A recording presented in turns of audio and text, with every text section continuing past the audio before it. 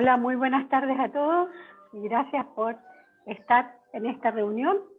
Estamos esperando a nuestro conferencista, apenas se una, vamos a empezar la reunión.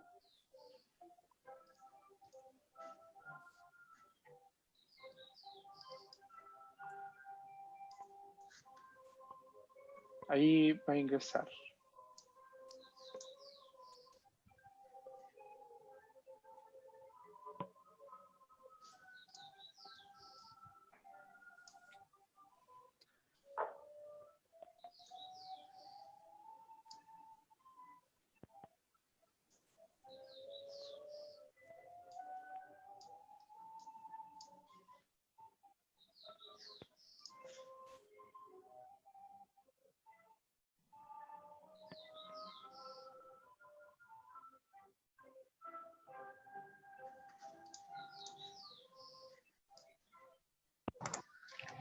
Ahí están, ¿no?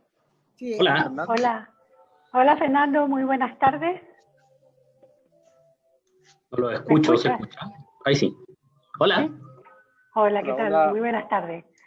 ¿Cómo están? Bueno, bien, gracias. Entonces, ahora que ha llegado nuestro conferencista, vamos a dar inicio a la reunión. En primer lugar, como presidenta de la Academia Chilena de Ciencias, es para mí muy grato dar inicio a esta serie de conferencias organizadas por el Grupo de Ciencias de Frontera de la Academia de Ciencias y los felicito muy sinceramente por esta iniciativa. Así es que, sin alargarme más, le doy la palabra a Alejandro para que lidere esta reunión. Muchísimas gracias. Perfecto, muchas gracias Cecilia. Bienvenido Fernando, bienvenidos todos, todas y todos. Y bueno, nosotros somos un grupo que se llama Ciencia de Frontera, pertenecemos a la Academia de Ciencias por un periodo de 3 años, donde la idea es fomentar, ¿cierto?, la ciencia y la multidisciplina.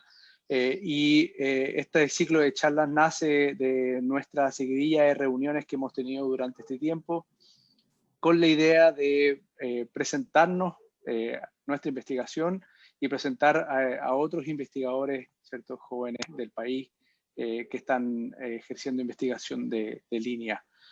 Vamos a tener bastantes invitados hasta diciembre y hoy tenemos el honor de partir con Fernando, quien es profesor, ¿cierto?, de la Universidad de Chile. Hizo su doctorado en bioquímica en la Universidad de Santiago y la Universidad de Chile con una beca de doctorado de CONICYT. Y su entrenamiento postdoctoral lo hizo en el Medical Research Center de McGill University en Montreal, en Canadá. A fines del 2014 ingresó como profesor asistente en la Universidad de Chile y actualmente es profesor asociado y académico del programa de virología del Instituto de Ciencias Biomédicas e investigador principal, ¿cierto?, del Laboratorio de Virología Celular y Molecular de la Facultad de Medicina. Fernando tiene una vasta experiencia y trayectoria, ¿cierto?, en la innovación metodológica de diversos ambientes, principalmente en el área de la virología, donde ha trabajado, por ejemplo, en el Centro de Investigación Integral del VIH-Sida desde el 2017 hasta la fecha. Y bueno, con esa presentación yo quería partir este ciclo de charlas tituladas En la frontera de la ciencia. Bienvenido. Y bueno, te paso, Fernando, la palabra para que tú puedas compartir tu pantalla. Y así hacer una presentación de 20-25 minutos y la idea es que al final tengamos un espacio de preguntas que nazcan tanto dentro del grupo como también afuera a través del Facebook Live de la Academia de Ciencias.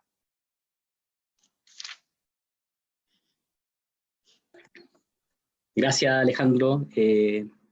Gracias, Cecilia, por la invitación. Para mí es un honor poder partir este ciclo de charla. Y disculpen porque no encontraba el link, ¿cierto? Esto es como esta cosa de la conectividad. Gracias, Alejandro, por bueno, todo el currículum que dijo Alejandro, ¿cierto? Está resumido en todos los logos que están acá arriba, ¿ya? De mi presentación. Y a mí me toca un poco hablar de los laboratorios universitarios del Servicio de Diagnóstico de SARS-CoV-2, y elegí este tema porque creo que es una iniciativa que fue capaz de poder congregar, ¿cierto?, a la mayor cantidad de la comunidad científica y dar el apoyo, ¿cierto?, fundamental que necesitaba el país en esta situación de epidemia, de pandemia que estamos viviendo, ¿sí? Quiero contarles algunas cosas. Voy a partir, ¿cierto?, con una línea de tiempo de lo que fue sucediendo. Y acá en la flechita ustedes pueden ver que está el 8 de diciembre del 2019, donde se reportan los primeros casos. ¿Ya? Y quiero que ustedes viajen, ¿cierto?, en su cabeza y logren situarse qué estaban haciendo el 8 de diciembre. ¿Ya? Puede haber gente que, no sé, está pensando en sus vacaciones o está en la final del campeonato de fútbol, o etcétera, estaba trabajando en otras cosas. Y nosotros, afortunadamente, ¿cierto?, andábamos en la isla de Pascua, haciendo lo que sabemos hacer, que eran charlas educativas y exámenes y test rápidos de VIH, ya para la gente de la isla de Pascua. Y era la primera vez que la Universidad de Chile hacía este tipo de operativos en la isla.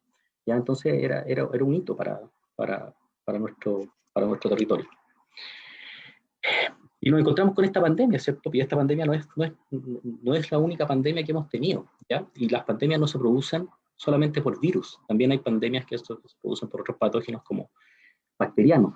Y podemos ver, ¿cierto?, en esta línea del tiempo, las grandes pandemias y el tamaño de cada uno de estas fotos, relata la cantidad de muertes que se han producido, ¿ya? Y podemos ver que acá abajo estamos con el COVID-19, mal llamado COVID-19 porque el virus se llama SARS-CoV-2, que produce la enfermedad llamada COVID-19, y cada vez va creciendo más esta pelotita y no sabemos hasta dónde va a llegar, ¿ya? Esa es la verdad de las cosas. Y el SARS-CoV-2, ¿qué es lo que es? Para poder situarnos, ¿cierto?, en esta charla, este es un virus, ¿cierto?, que tiene una envoltura, que está acá en rojo, la cual simula una corona, ¿ya? De ahí viene su nombre, coronavirus. Y si nosotros esto lo podemos ver como en un dibujo, ¿cierto?, en un cartoon. Voy a cerrar un poco la ventana porque escucho mucho ruido también. Y si lo hacemos en un cartoon, ¿verdad? Esto se puede ver de esta manera, en la cual en el interior, ¿cierto?, nos podemos encontrar con el ácido nucleico, que en este caso en particular es una molécula de ARN, ¿ya? Nosotros tenemos dos ácidos nucleicos, ¿cierto?, el ADN y el ARN, y en particular el virus, este virus, tiene su genoma de ARN de una sola hebra, ¿ya? Que es muy, muy grande además. Y hacia afuera nos podemos encontrar, ¿cierto?, con la cápside viral y la envoltura del virus que contiene las proteínas, ¿cierto?, de superficie, de la membrana, ¿cierto?, de la envoltura, ME, y esta famosa spike, o la espícula que se habla, ya, que es la proteína S. Y el genoma, como les comentaba, ¿cierto?, es muy grande, son 30.000 bases, la cual codifica, ¿cierto?, para muchas proteínas. Ustedes pueden ver acá, en los diferentes colores son las diferentes proteínas. Sin embargo, hay proteínas que al momento de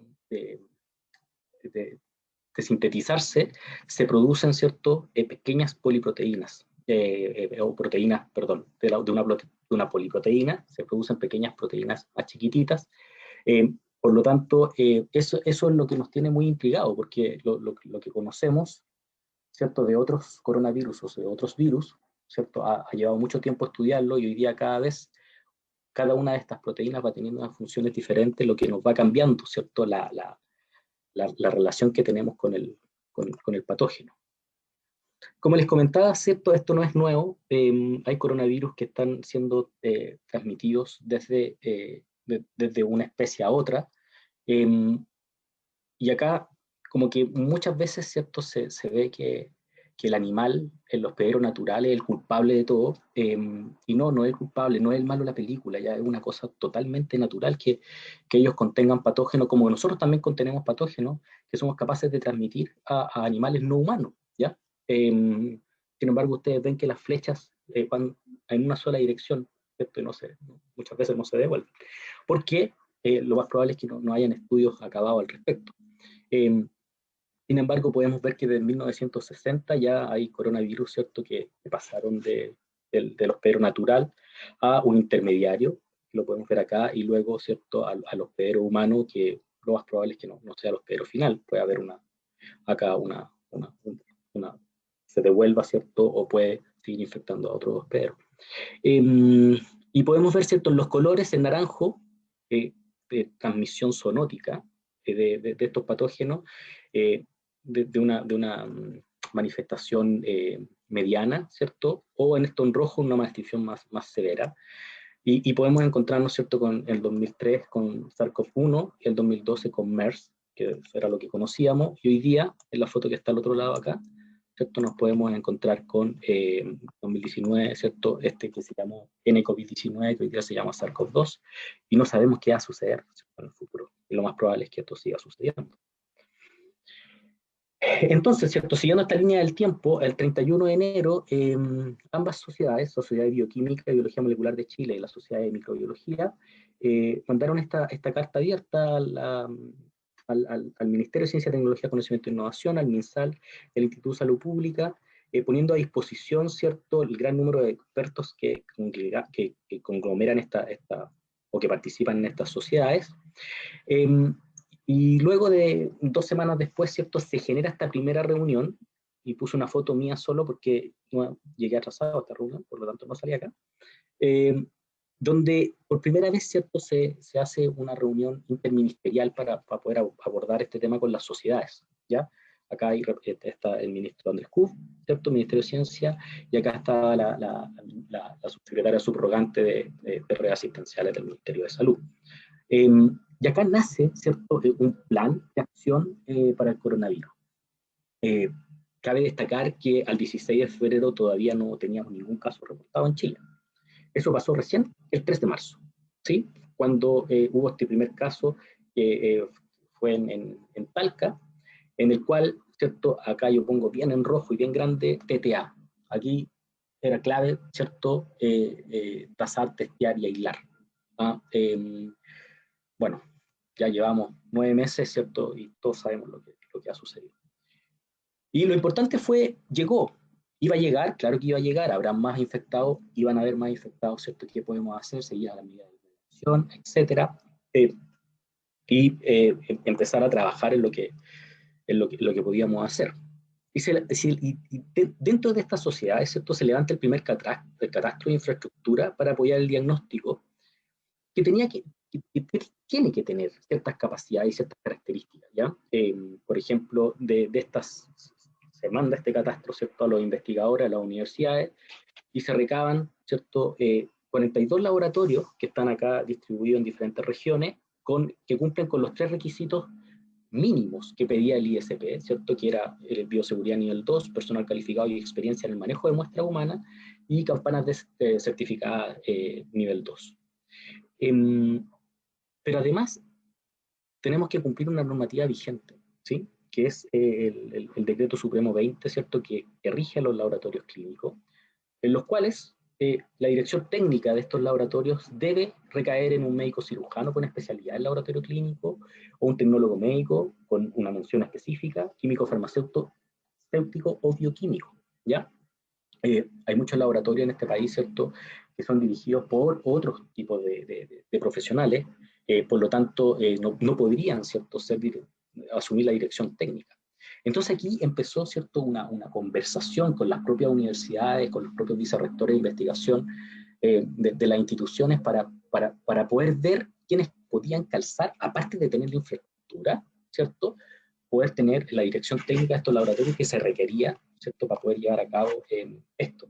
¿Y por qué le hago tanto hincapié? Porque cuando partimos, ¿cierto?, muchas veces mucha gente levantó la mano. Yo quiero hacer esto, yo quiero hacer esto. Pero aparte de tener las ganas, ¿cierto?, habían ciertos requerimientos legales que, por un lado, que teníamos que cumplir, y ciertos requerimientos técnicos, por otro lado, que teníamos que cumplir.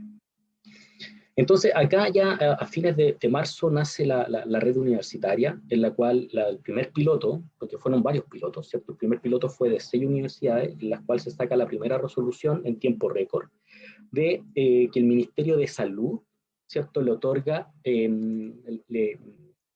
la autorización para prestar, ¿cierto? Para prestar apoyo en las pruebas diagnósticas de SARS-CoV-2 a este laboratorio de esta universidad, ubicado en esta dirección, ¿cierto? Y que va a estar asociado además al servicio de salud correspondiente de su territorialidad. Eso es súper importante, ¿ya? Porque esta era una acción combinada entre el Ministerio de Ciencia y el Ministerio de Salud.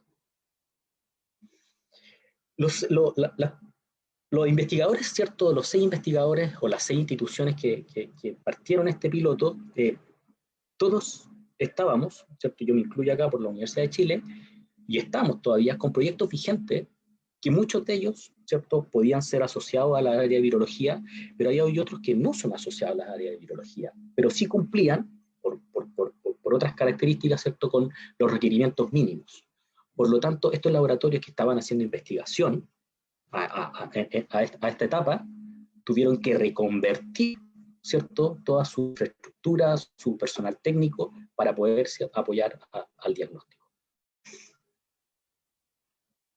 Ahora, ¿el test diagnóstico en qué consiste? ¿Cierto? Tenemos la toma de muestra. Esta es una foto bastante actualizada porque se fueron metiendo otras características que ya les voy a hablar. La toma de muestra, ¿cierto? Que puede ser un hisopado nasofaringeo, o hoy día puede ser también de recolección de saliva, y luego la recolección de la muestra, ¿sí? La toma de muestra, y voy a hacer hincapié acá, hay muchos puestos de toma de muestra. Hoy día se ponen fuera del metro, ¿cierto? En las ferias, pero eso es solamente tomar la muestra, no es hacer el examen de PCR, no hacen el examen de RT-PCR ahí in situ, sino que solamente toman la muestra, el hisopado, ¿cierto? Lo agregan en un tubito y eso lo mandan al laboratorio. Y eso es la recolección de la muestra. Y eso, ¿cierto? Puede durar, y aquí es una cosa de tiempo, puede estar hasta 72 horas, ¿cierto? Desde que se tomó la muestra hasta que llegó al laboratorio, ¿ya? Y eso hemos sido capaces, ¿cierto?, de ir acortándolo cada vez más, porque esa es la coordinación que uno tiene que tener tanto con el servicio de salud correspondiente o con las Ceremis que están encargadas de hacerlo operativo. Y desde ahí empieza el trabajo en el laboratorio. Eso quiere decir desde el punto 3, ¿sí? Donde va la preparación de la muestra. La preparación de la muestra hoy, hace 3 meses, era solamente de manera individual por el porcentaje de positividad, pero hoy día también puede ser agrupado o en pools, ¿cierto? Dado que la positividad es bastante baja, menor al 5%.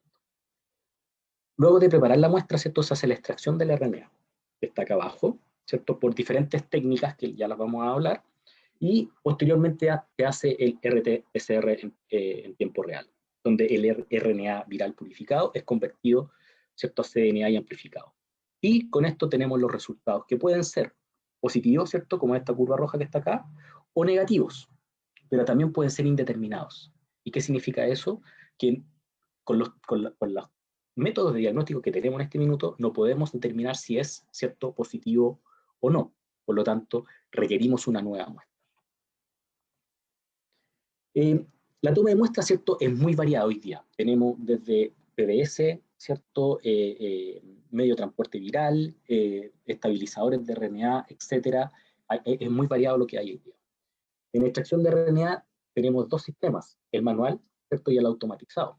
Y eso va a depender de las capacidades y las características que tenga cada uno de los laboratorios, ¿ya? Generalmente los laboratorios universitarios carecen de sistemas de extracción de RNA automatizados, más no los hospitales públicos, por ejemplo, o los laboratorios privados.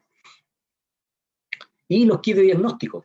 Esta fue una foto que saqué ayer del laboratorio, en la cual ustedes pueden ver que ahí hay 2, 4, 6, 8 kits de diagnóstico diferentes. Y acá podemos ver la lista de un trabajo que salió hace unas semanas, en las cuales están todos los kits de diagnósticos, están aprobados, y esta aquí lista quedó corta porque son más de 300. Cada una de estas cosas rojas hacia el lado son los genes que amplifica cada uno de estos kits, ¿cierto? Y acá, en moradito, ¿cierto?, está el límite de detección. Eso quiere decir que los que están más arriba son menos sensibles que los que están acá abajo. Por lo tanto, tenemos una variedad tan grande que eso también es una complejidad que hemos tenido que ir aprendiendo en el camino. Acá solamente para mostrarles el genoma, ¿cierto? La organización genómica, y qué es lo que yo soy capaz de amplificar con cada uno de ellos, bueno, con ejemplo de los pocos que estaban en el refrigerador que pude sacar, ¿ya? Eso nos lleva a la pregunta de si podemos homogenizar esto. No podemos, ¿sí? Porque no es lo mismo estar diagnosticando, ¿cierto? Con un kit que ve, por ejemplo, acá el ORF1, ¿cierto? Que está diagnosticando con un kit que ve el gen N, ¿sí? O el gen E, etc.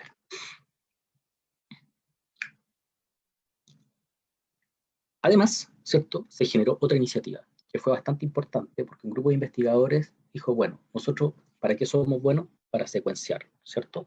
Por lo tanto, ¿por qué no hacemos una iniciativa en la cual podamos secuenciar la mayor cantidad de genomas de coronavirus en Chile? ¿Sí? Y se generó este consorcio, COV2.cl, en el cual uno puede mandar su muestra, ¿cierto? Que tiene que tener unas características especiales y se secuencia, ¿cierto? Y se sube a los repositorios. Y gracias a eso nosotros podemos ver, ¿cierto? Las mutaciones que se van generando o las variantes que andan circulando en nuestro país. La idea, ¿cierto?, es que los laboratorios universitarios puedan alimentar, ¿cierto?, a los investigadores detrás de esto, liderados por el doctor Miguel Allende, en el cual, ¿cierto?, podamos nosotros entregarles muestras e ir generando las secuencias de los pacientes chilenos. En el camino nos fuimos encontrando con ciertas dificultades, ¿cierto?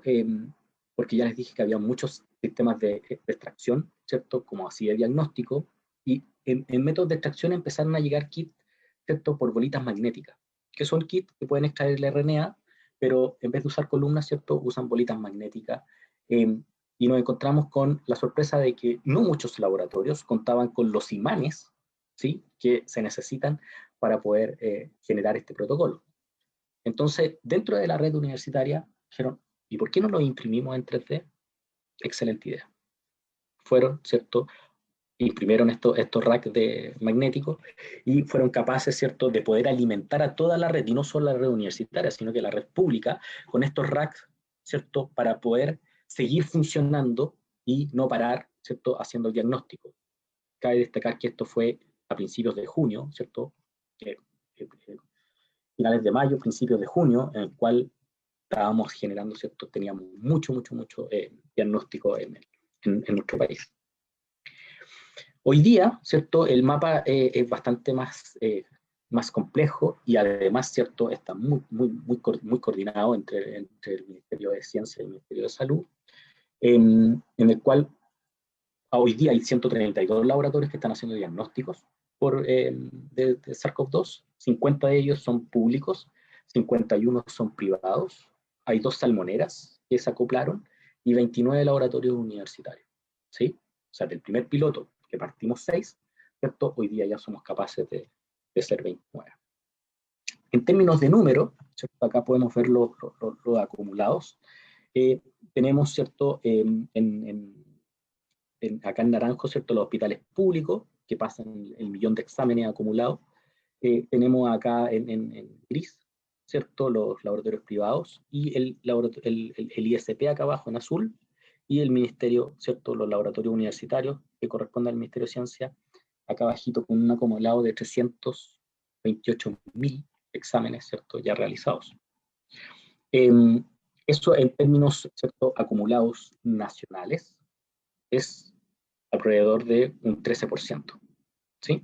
Y acá podemos ver solamente la producción de hace una semana y media atrás, y ¿cierto?, la producción que tienen los laboratorios universitarios es alrededor varía entre un 16, ¿cierto?, a un 14%, dependiendo de la semana, ¿ya? Es un dato no menor, porque si sacamos todos los laboratorios universitarios, en el escenario de que volvamos, ¿cierto?, a una normalidad, nos vamos a quedar con un 15% menos de diagnóstico, ¿ya? Por eso el plan hay que pensarlo muy bien de aquí en adelante. Esto es un poco la distribución de los test realizados por laboratorio universitario por región, ¿cierto? El cual Hay regiones, como por ejemplo la región de Atacama, que tiene, ¿cierto?, casi un 91% de los exámenes que se realizan en la región. Por lo tanto, si cerramos, ¿cierto?, ese laboratorio, la región se queda sin hacer diagnóstico, ¿ya? Y lo mismo pasa con el caso de la Universidad de Magallanes, ¿ya? Ahora, a pesar de que la región metropolitana hace mucho, ¿cierto?, además, en la región metropolitana hay muchos otros laboratorios que también hacen exámenes. Por lo tanto, se diluye un poco más. ¿Cómo podemos lograr hacer esto? ¿Cierto? Hay un fondo que creó la NIF especial para poder soportar, ¿cierto?, la misión de estos laboratorios, pero además el Ministerio de Salud nos entrega los kits de diagnóstico, que están acá arriba, ¿cierto?, los kits de extracción, y estos son los elementos de protección personal que han sido entregados tanto por el Ministerio de Salud, ¿cierto?, como por donaciones de empresas privadas, ¿ya? En la página del Consejo de Transparencia ustedes pueden ver los datos, ¿cierto?, de lo que se ha invertido o el gasto público en total en coronavirus, ¿cierto?, esto a hoy día, y podemos ver que de esta gran torta, ¿cierto?, 22.000 millones es específicamente para test de diagnóstico.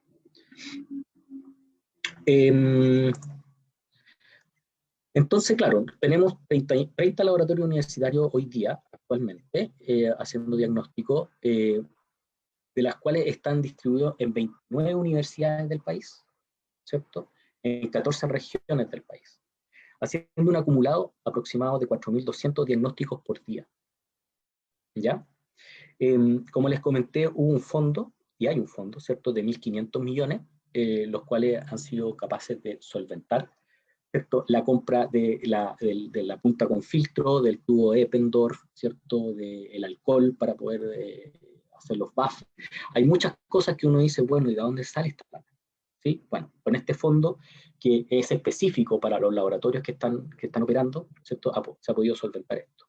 Y bueno, hay casi 4.700 millones, ¿cierto?, en donaciones de privados que se distribuyen, ¿cierto?, en elementos de protección personal, ustedes vieron acá en las fotos, ¿cierto?, en coolers que necesitábamos para poder guardar las muestras, en test rápido, ¿cierto?, para poder testear a nuestro propio personal. Y todo esto está comandado por un consejo, ¿cierto?, que creó el Ministerio de Ciencia, que es un consejo público-privado en el cual está compuesto por directores técnicos, ¿cierto?, de laboratorios universitarios, las presidentes de las sociedades de microbiología, de bioquímica y de inmunología, ¿cierto?, nuestra contraparte del MinSal, el coordinador de redes asistenciales, ¿cierto?, el diagnóstico del MinSal, un director técnico de un laboratorio privado, y los vicerrectores, ¿cierto?, o la figura del vicerrector de investigación de las universidades privadas y de las universidades públicas. Aunque ustedes no lo crean, hay 690 trabajadores, ¿cierto?, detrás de todo este esfuerzo a nivel nacional, ¿ya? Es una iniciativa extremadamente bonita, ¿cierto?, y potente, y todos ellos, y muchos de ellos, ¿cierto?, están ahí esperando para ver qué pasa, porque esto vemos que sigue creciendo. Hoy día veíamos los números que entregaba el ministerio. Hay un repunte de nuevos casos, y eso significa que vamos a tener que seguir testeando. Entonces la pregunta es hasta cuándo vamos a tener que seguir testeando, ¿verdad? No puedo dejar de agradecer a nuestro grupo, ¿cierto?, la Universidad de Chile, de la Facultad de Medicina. En la Universidad de Chile hay otro grupo, ¿cierto?, que también es de la Facultad de Medicina, pero está en otro campus, en el campus Occidente, específicamente del campus Norte, en el cual esta gente, ¿cierto?, los trabajadores han estado desde finales de marzo, ¿cierto?, a disposición del diagnóstico, ¿cierto?, y apoyando al país. No podemos olvidar que todavía existe ahí, ¿cierto?, 27 millones de personas que han sido infectadas, ¿cierto?, y esto es una noticia en desarrollo. Y en Chile podemos ver que los números hoy día, ¿cierto?, hemos alcanzado, ¿cierto?, casi 427.000 casos, ¿cierto? Pues seguimos arriba de los 1.400 casos diarios. El total de personas ya fallecidas son 11.700 a la fecha, y tenemos casi 2.700.000 exámenes nuevos. Este es el acumulado de la cantidad de exámenes realizados diariamente, y podemos ver que seguimos en alza, ¿verdad? Por lo tanto, esa era mi pregunta: ¿hasta cuándo vamos a parar? Quizás no paremos nunca, ¿cierto? Y eso es una pregunta fundamental que tenemos que hacer. Afortunadamente, para poder seguir apoyando en esto, la semana pasada recibimos unos robots, ¿cierto?, que son de química abierta y de abierto, ¿ya? Lo cual nos permite poder darle una versatilidad con toda la cantidad de plásticos, ¿cierto?, y de kit de extracción y kit de diagnóstico que tenemos, los cuales pensamos, ¿cierto?,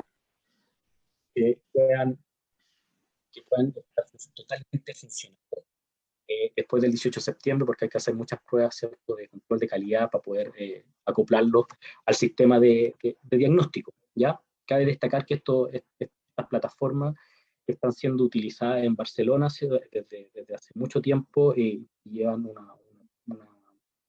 una performance muy buena en cuanto al diagnóstico de...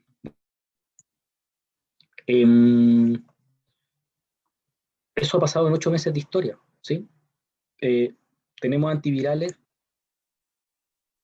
hay 191 antivirales que están, ¿cierto?, en clínicos, tratando de ver la luz todavía.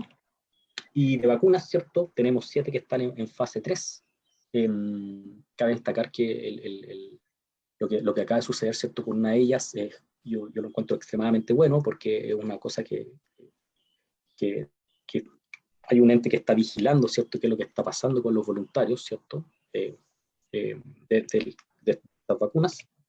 Y bueno, como yo trabajo en VIH, quiero dejar este mensaje, ¿cierto? Protégete tanto del VIH, que aunque todo es COVID, ¿cierto?, VIH sigue ahí, tenemos que retomar esas conversaciones, tenemos que hablar de él, ¿cierto? Y protégete del coronavirus. Así que muchas gracias. Gracias, Fernando, por tu presentación, muy buena. No sé si me escuchas bien.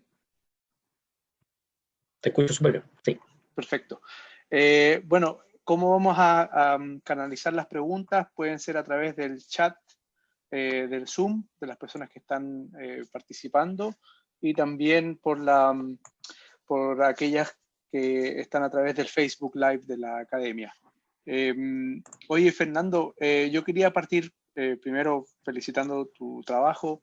Creo que es súper innovador. Yo estaba hablando con gente de otras partes, y esta iniciativa de involucrar, por ejemplo, a las universidades, ¿cierto?, toda la capacidad, todo el sustrato técnico que hay, que se ha fomentado, ¿cierto?, en Chile a través de la investigación y generación de investigadores jóvenes como tú, no como yo.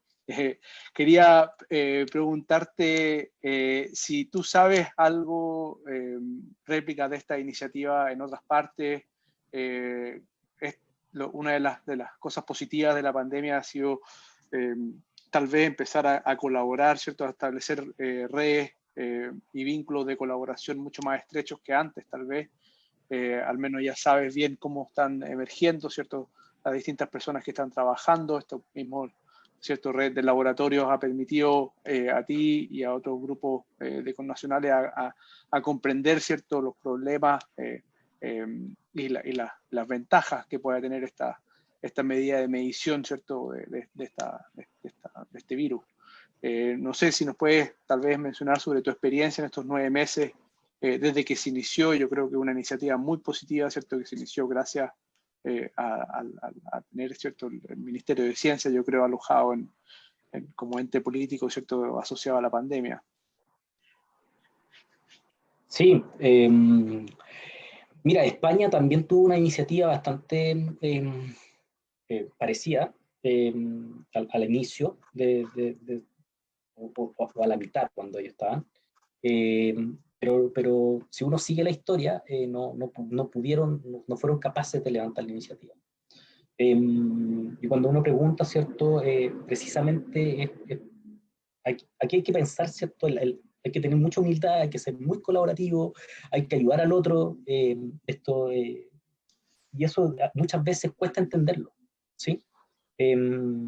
Cuesta entenderlo desde el punto de vista de cómo yo las cosas, ¿cierto? Al otro ministerio, hay que afiatar confianza primero. Eso pasó mucho al principio. Hubo mucha tensión en el sentido de que hubieran laboratorios nuevos que no hacían diagnóstico, que se metieran a hacer diagnóstico, ¿sí? Y hubo que convencer que eran profesionales, que estaban altamente capacitados, que eran capaces de cumplir ciertos los controles de calidad que requeridos. O sea, hay un recurso humano súper capacitado que lo podemos usar, ¿sí? Y esto está demostrando que hay una misión, cierto país, y que los investigadores, ¿cierto? se pueden reformar para poder trabajar en esto, ¿ya? No solamente en el diagnóstico, lo vimos en el caso de los ventiladores, ¿cierto? Lo vimos en otros casos. Entonces, yo creo que la colaboración acá ha sido clave, ¿sí? En Latinoamérica también se trató, yo me acuerdo que tuve algunas conversaciones con Ecuador al principio para poder hacerlo, pero si no hay un ente político, como tú lo dijiste, arriba comandando, esto no van a ser de abajo, ¿sí? No se puede. Primero tú necesitas recursos para poder hacer esto, ¿ya? Aunque yo hubiese tenido todas las ganas de reconvertir mi laboratorio, si no hubiese tenido recursos para comprar una pipeta, ¿cierto? Una punta con filtro, en realidad no puedo. Entonces yo creo que fue un momento muy clave de poder tener este ministerio como ente político, Ministerio de Ciencia, sentado ahí, pudiendo articular, ¿cierto?, con los otros ministerios, porque la estrategia es del Ministerio de Salud. ¿Sí? Eso no lo podemos olvidar. Ellos llevan la estrategia de diagnóstico, ¿ya? Y nosotros estamos apoyando esa estrategia. No es que nosotros nos vamos a apropiar de esa estrategia, bajo ningún concepto. Sí, perfecto. Muchas gracias. Oye, voy a hacerte unas preguntas que están haciendo desde el chat. Y también recuerdo una de las presentaciones que hizo el profesor Lavandero, ¿cierto? Donde mencionaba que prácticamente del COVID sabemos nada más que la punta del iceberg y de ahí hacia abajo no tenemos mucha información. Y en ese sentido, Juan Orellana pregunta que, bueno, primero te felicita por la presentación y él te pregunta por alguna hipótesis de por qué la segunda ola en algunos países es mayor en número de casos, ¿cierto? Pero menos letal. Y si se debe a unas mejoras en el sistema hospitalario o el virus también está cambiando. O sea, me imagino que pregunta él si es que hay una mejor forma de obtener información de la cantidad de contagiados o si es que el virus está relativamente modificándose, ¿cierto? Bueno, hoy día no hay que desconocer que los sistemas de salud están bastante más robustos, ¿cierto?, para recibir a los pacientes que se están contagiando nuevamente, ¿ya? Tienen más lejos, ¿cierto?, las salas que se reconvirtieron en los hospitales y que ahora volvieron a su pseudo normalidad, ¿cierto? Han declarado que se pueden reconvertir nuevamente en 24 horas, ¿ya?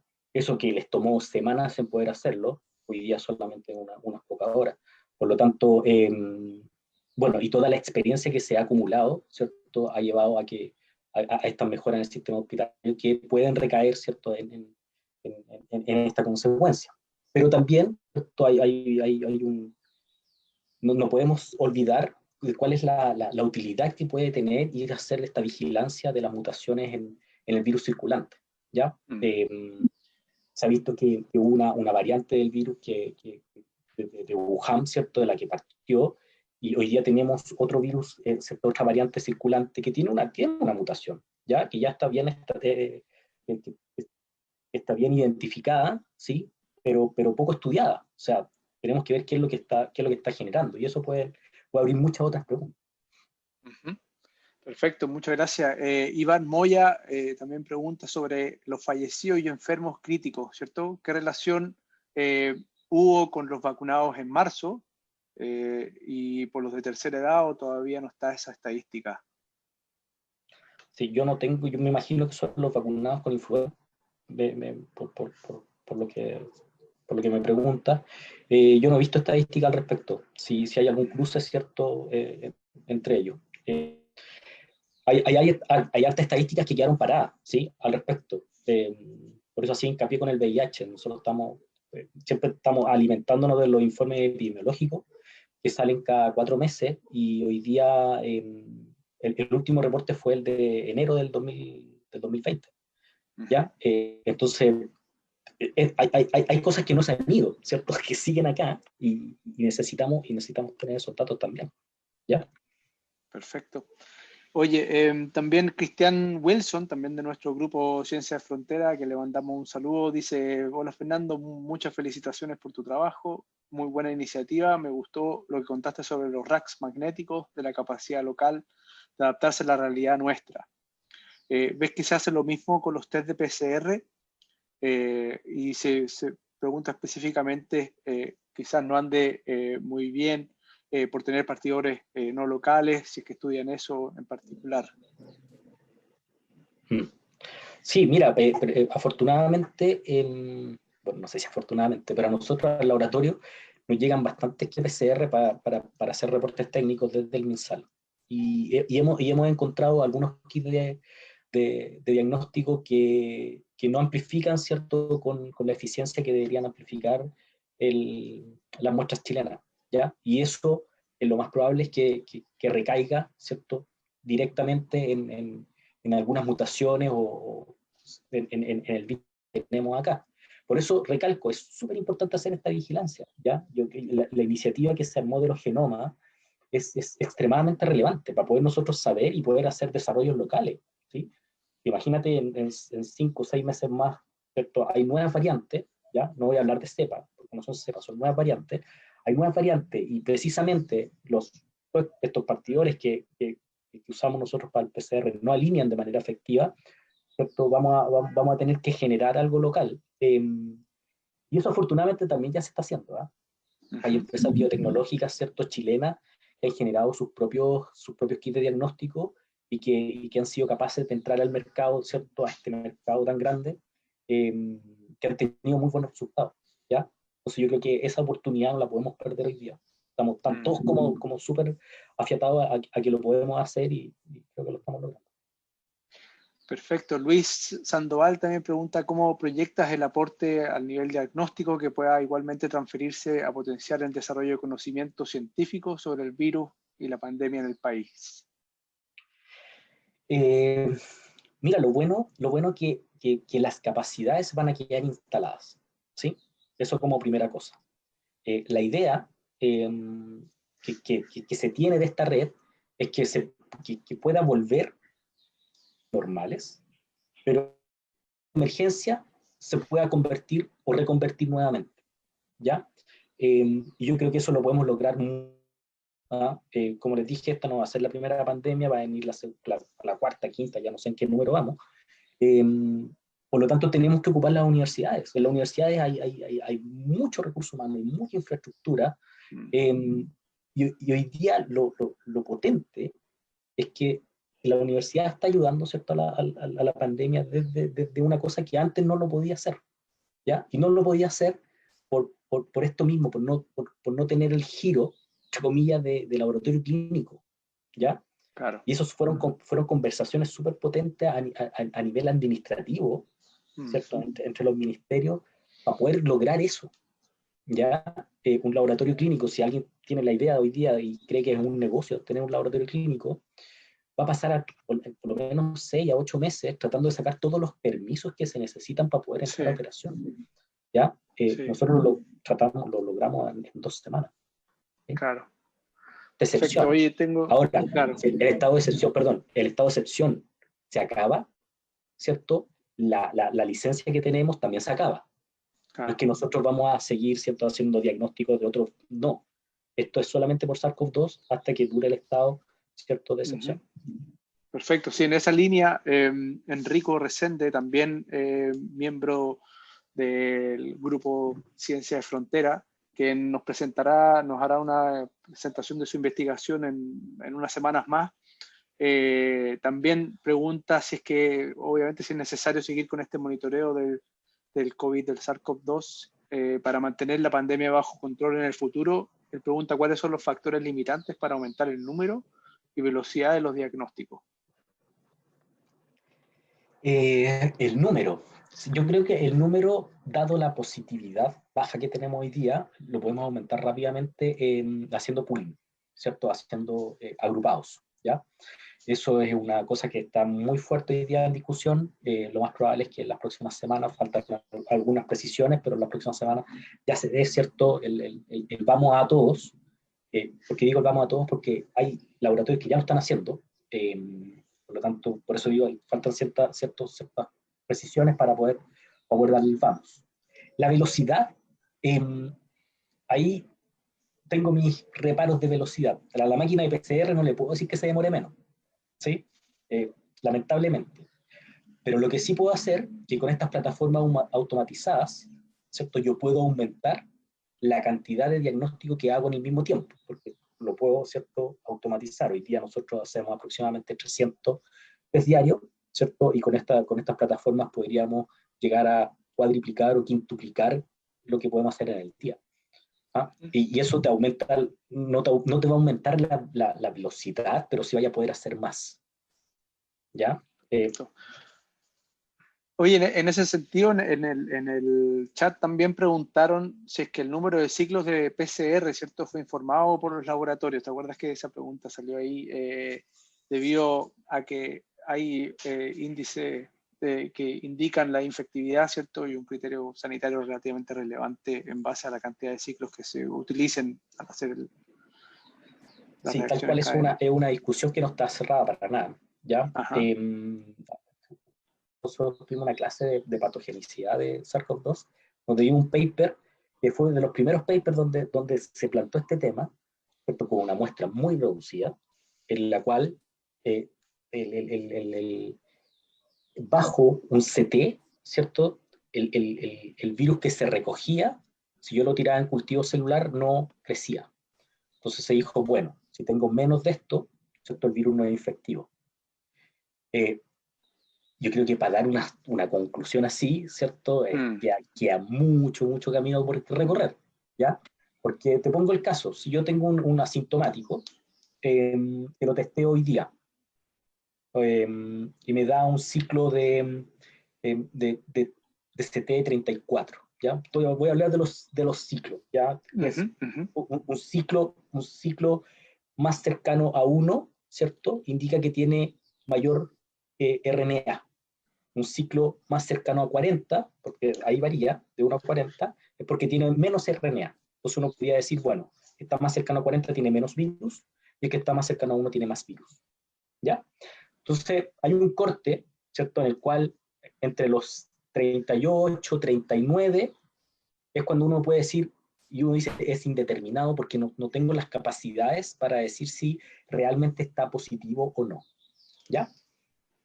Sin embargo, si yo me infecto y yo me infecté hoy día, y me voy a hacer un examen, o me infecté ayer y me hice el examen hoy día, estoy recién en la primera fase, y voy a tener muy poquito virus, ¿ya?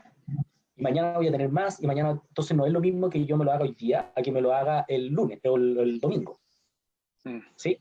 Entonces puede ir subiendo, y una persona que dice 34 dice no contagia, porque ya salió de la infección. Claro.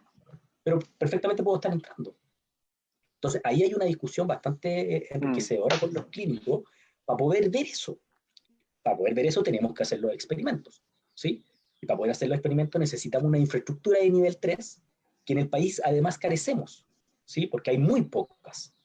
Por lo tanto, las instituciones que lo tienen, que en este caso el ISP y la Universidad Católica, tienen mucho trabajo tratando de contestar precisamente esta pregunta, ¿sí? Pero está mal eso, ¿sí? Sí, bueno, vamos a ir a las últimas preguntas ya. Una es de Carolina Valdivia, que dice, muchas gracias por tu presentación. Obviamente una consulta teniendo en cuenta la baja efectividad, ¿cierto? O sea, la baja positividad en los testeos. Si existe alguna consideración para hacer exámenes de PCR a los pacientes que ya estuvieron enfermos. y actualmente se encuentran recuperados, pensando en evaluar la posibilidad de tener una fuente de contagio o coser una fuente de contagio en ese sentido, como contenerla. Sí, precisamente eso también está en materia de discusión, en el sentido, nosotros tenemos que pensar que detrás de un examen de PCR hay un costo asociado. ¿Sí? Yo les mostré números reales de cuánto está costando esto. Por eso la estrategia también va en qué es lo que defino como caso y a quién le pido yo el PCR o no. ¿Sí? Y esta pregunta, ¿cierto?, en particular, es muy importante desde el punto de vista de la reinfección, ¿cierto?, o del punto de vista de la persistencia del virus. Tenemos algunos casos, ¿cierto?, que se han declarado por reinfección con una variante nueva, ¿cierto?, o con personas que tuvieron una sintomatología, que tuvieron PCR positivo, que pasó un tiempo y que después aparecieron nuevamente con una sintomatología y con un PCR nuevo. Y cuando se secuencian esas dos variantes, ¿cierto?, son iguales. Entonces eso me dice, chuta, ese virus estuvo ahí. Como les digo, son 9 meses de lo que conocemos de este virus.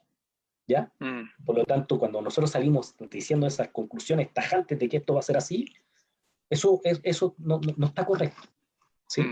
Porque finalmente esto está cambiando día a día. Uno se mete a ver la literatura y es una locura cuántos artículos, ¿cierto?, salen por día de esta temática. Por lo tanto, yo me iría con cautela y contestando esta pregunta, ¿cierto?, en materia de discusión todavía, porque hay muchas cosas que tienen que confluir para poder hacer eso. Perfecto. Oye, voy a terminar con esta última presentación también de Jennifer Alcaíno, que también es miembro de nuestro equipo, de nuestro grupo, y ella pregunta sobre a la gente que trabaja en los laboratorios universitarios, ¿cierto? ¿Quiénes son? Si participan a estudiantes, si obviamente si participan a estudiantes ellos tienen beca, ha recibido algún tipo de apoyo, extensiones de beca, etcétera. ¿Quiénes son? Excelente pregunta, excelente pregunta. ¿Quiénes son? ¿Sí? Eso va a depender de cada uno de los laboratorios, ¿ya? En el sentido, por ejemplo, yo puedo hablar de la realidad que tenemos nosotros.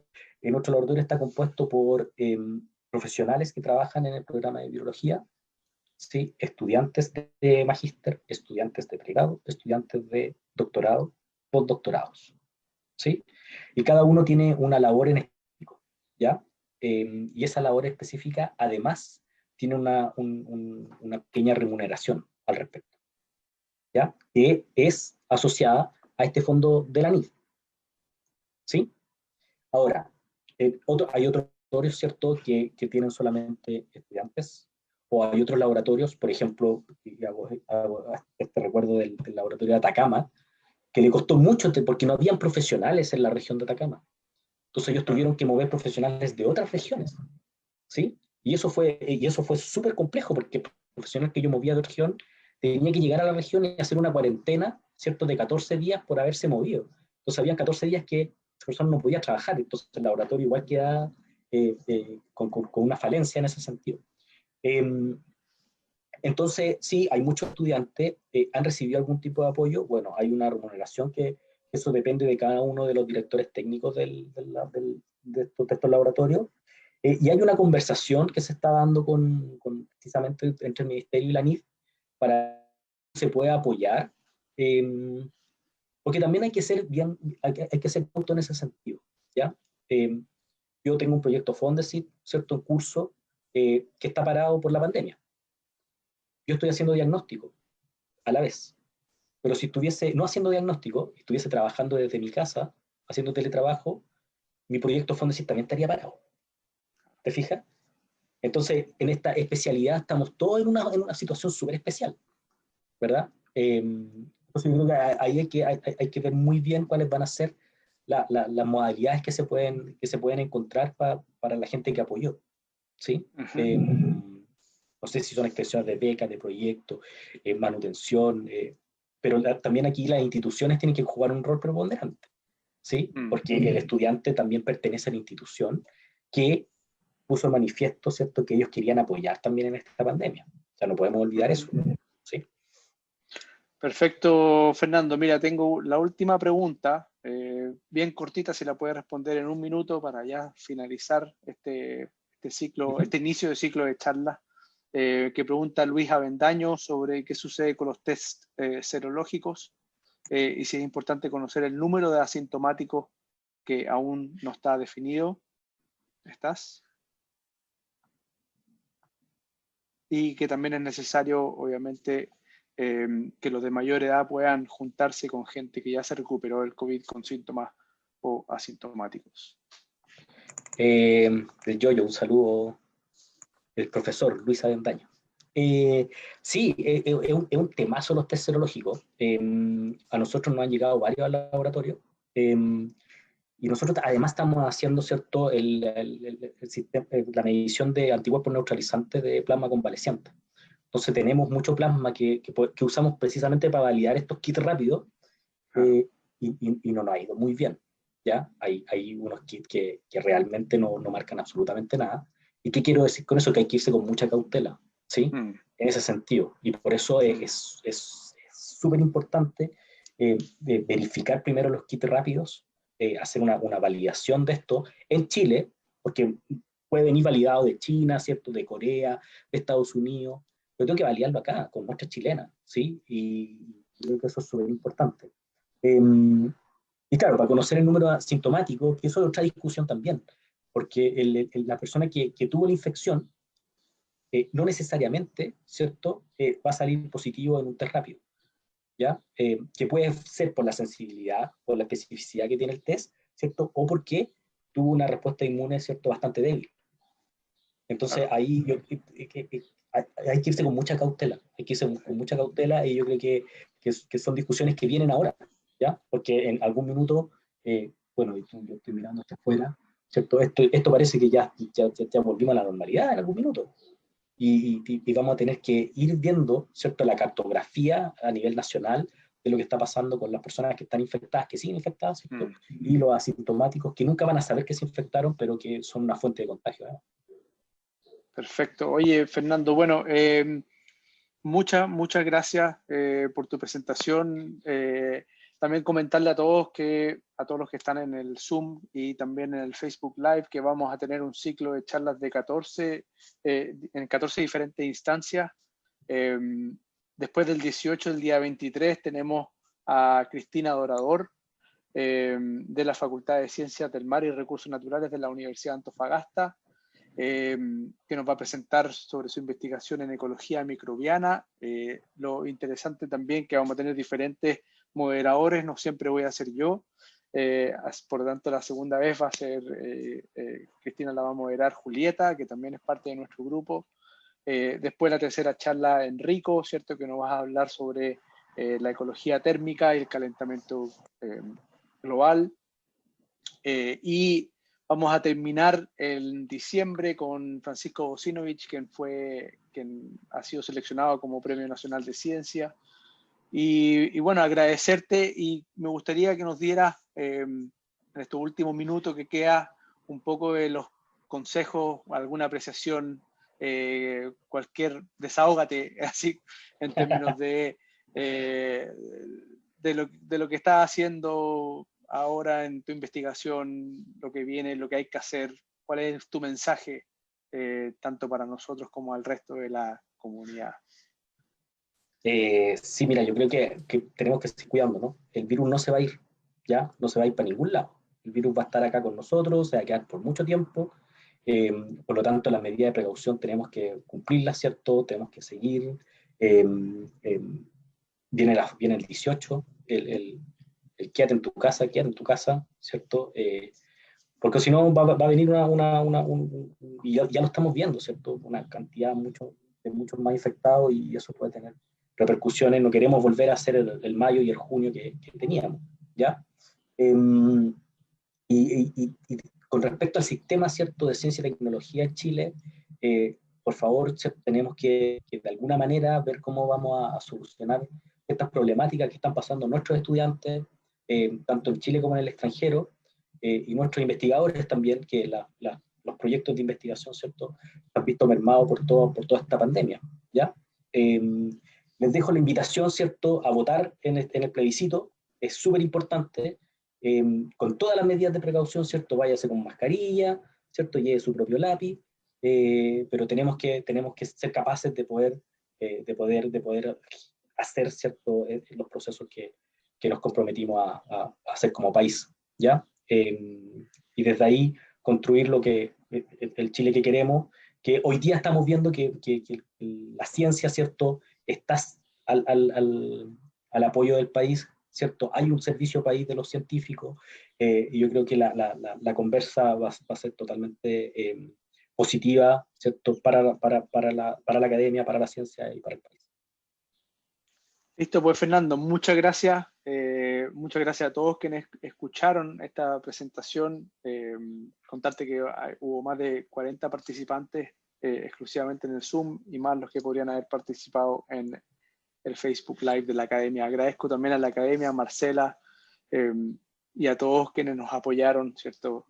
Para dar inicio a este ciclo de charlas en la frontera de la ciencia. Cuídense mucho. Alejandro, ¿sí? Recordar que el 23 de septiembre no comienza a las 5:30. Comienza a las 5 y termina a las 6. Sí, efectivamente, hay algunos miércoles en los cuales vamos a comenzar más temprano, el 23 de septiembre, el 21 de octubre y el 18 de noviembre. Vamos a comenzar a las 5 de la tarde y obviamente vamos a difundir, ¿cierto?, el ciclo de charlas por las redes sociales y ahí vamos a estar la nueva hora. Bueno. Ya pues, muchas gracias. Muchas gracias. Gracias, Fernando. Muy bien, gracias a todos. Gracias. Cuídense. Gracias. Chao, chao.